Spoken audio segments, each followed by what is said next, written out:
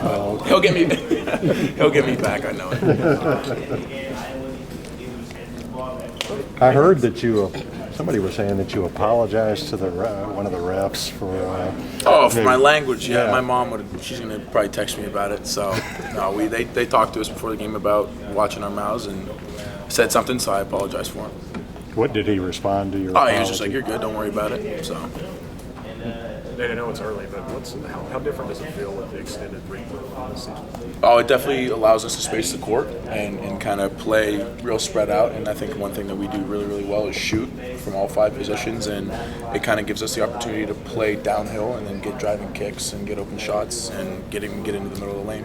What do you think about adding a 6'9" baseball and a right-hander to the team? It's going to help us out in practice, especially when guys get sick or a guy has an injury or something like that. He's going to be beneficial to kind of, especially with the bigs, be able to guard people and give us an extra body and help us out in practice. Have you played against him yet? I haven't. No. I think he started like yesterday, the day before, so he was kind of just there. And he did an individual workout with KP at the end of practice, but he hasn't played yet. Has anybody said, like, I'd like to get in the batter's box and try to hit your curveball? No.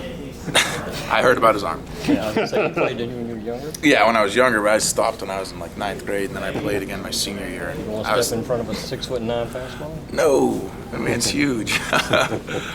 Nate, I know you weren't here last year, but just what have you seen from Emmanuel in terms of his aggressiveness and stuff so far this? I mean, I watched him last year.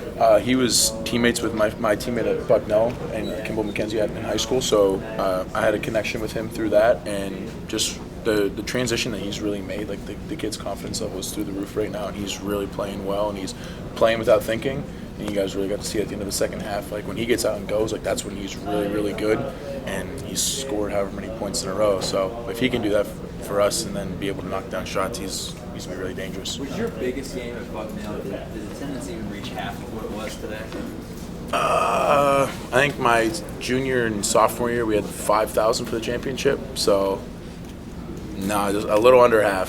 So what's that say about the atmosphere here that so many people are coming out for a fake game? Yeah, it's nuts. I mean, you have 13,000 people showing up for an inter-squad scrimmage. I mean, you get to put it on the SEC network. It's a big deal, and I think everything we do here is a big deal. So it's for me, it's really, really cool to be able to play on TV for an inter-squad scrimmage and then be able to watch that film instead of watching it from like a little camcorder. How aware of you being 6'9" and you can shoot the 3?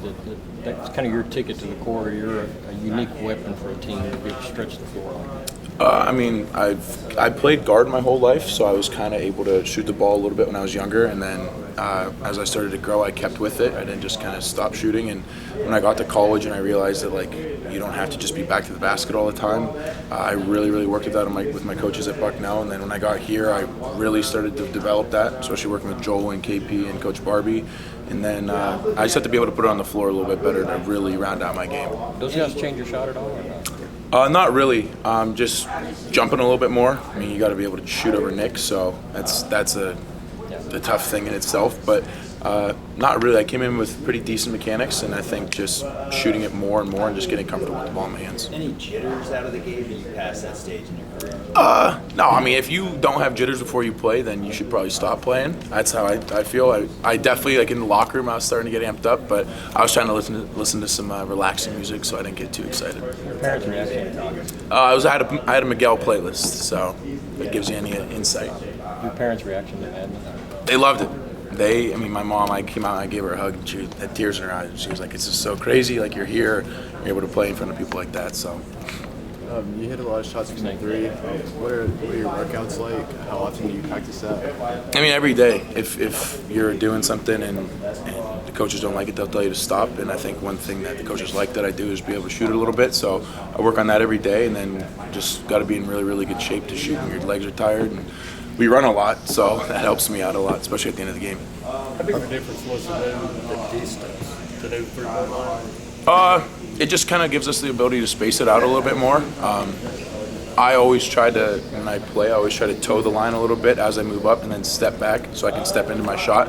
So it didn't really change anything that I was doing too much, but it definitely allows us as a team to kind of spread the court out. Talk a little bit about your defense. I mean, I'm still working on it. It's an everyday process. It's an everyday thing to get better, and Coach Barbie's been on my case about moving laterally and really throwing my foot out when I'm guarding people. So today, I mean, I got switched on Tyrese, and like in my head, I'm like, okay, don't cross your feet, or you're gonna fall down, and he's gonna shift you. So I think today, when I guarded him, I just sat down. I really focused on being able to keep him in front of me a little bit, and then be able to help off of that, and then close back out and be able to guard him. But I think the one thing that I do really, really well in defense is just talk. I may not be the most athletic guy, I might not be the best defender, but like one thing I'm always going to do is talk, and I think that carries over, and that kind of makes up for some of the things that I lack. But I still have to work on those things that I lack. How good do you think this team can be defensively?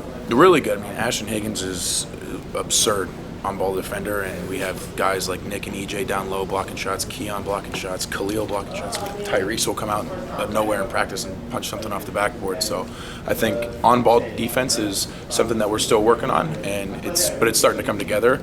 And we have 3 or 4 weeks or 2 weeks now, right, until we start. So got 2 weeks to really get it together. Did you have a moment when you first got here where you wondered, like, can I play with these dudes? Like,